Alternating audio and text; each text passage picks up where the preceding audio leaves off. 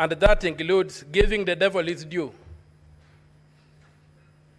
When the people of Kenya, during public participation, were screaming Kufa Makanga, Kufa Ndereba, they were opposing selective prosecution.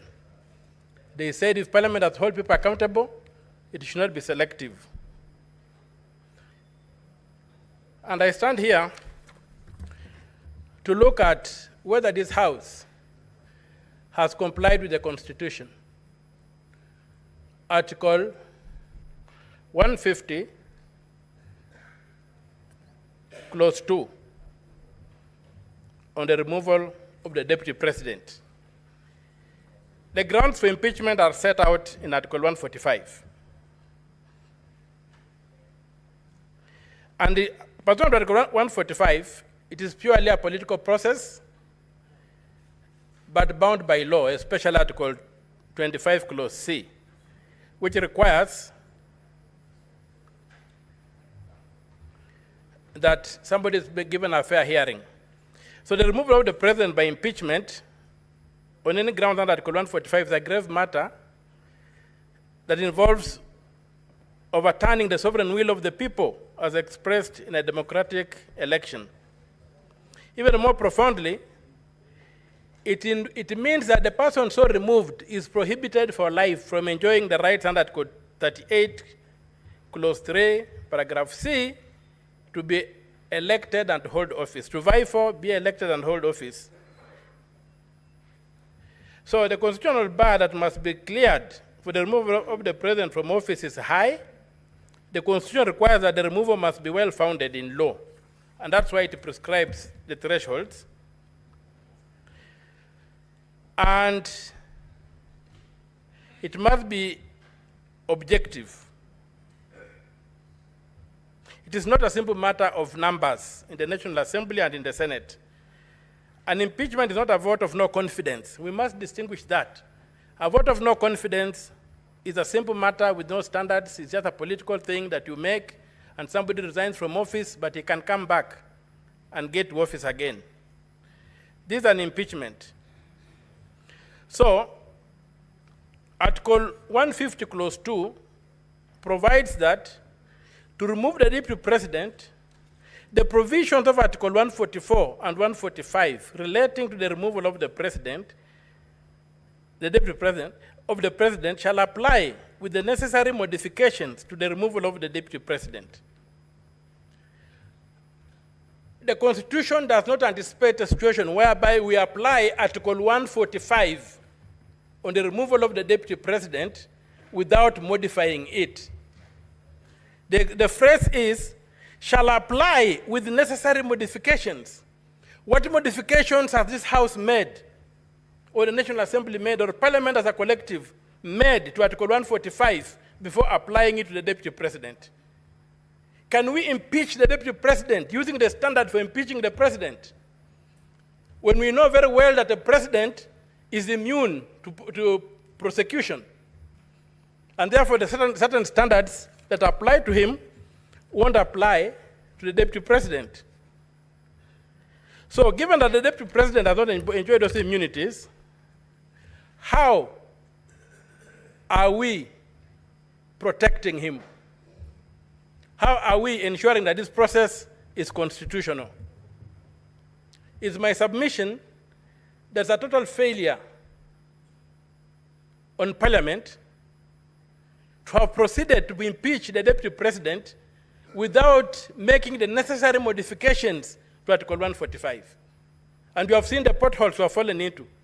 It's okay for the President because the President is immune from judicial processes. But is it okay that the Deputy President should be prosecuted using the same standard used for the President? And in the drafters of the Constitution. Senator Ali Roba. Thank you very much, Mr. Speaker. I'd like to time so that I don't lose my apologies. Thank you, Mr. Speaker, sir, for this opportunity and convey my pole to the Deputy President, and we wish him a quick recovery. The impeachment process is always very tedious and very tiring. Going through what His Excellency, the Deputy President, has gone through is not anything that you'd wish your relative or yourself to go through. So we tell him pole, and we wish him a quick recovery. Would have wished if he was here, at least when the senators are talking, he can represent himself. But unfortunately, the procedure must go on because we are time-bound. This leadership, we must make decisions for the people of Kenya. As myself, Stabitha Karanja, the Senator of Nakuru County, I pray to God to give me wisdom to make the right decision for my people. I represent a county that is a home for 42 tribes. Nakuru represents Kenya. Meaning, I must make the right decision to ensure that there is peace in our county. But I want my Nakuru people to trust me, Nakuru people, the people I represent, that I will make the right decision for them. When you look at the economic front, we all know the people who lead the economy of this country. Let's say the manufacturing, the hotels, insurances, the finance institutions. Unfortunately, I also come from that world. I came from the business world.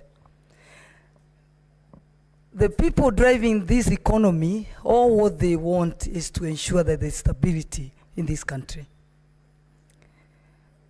So that there's stability that can guarantee conducive environment for them to do business.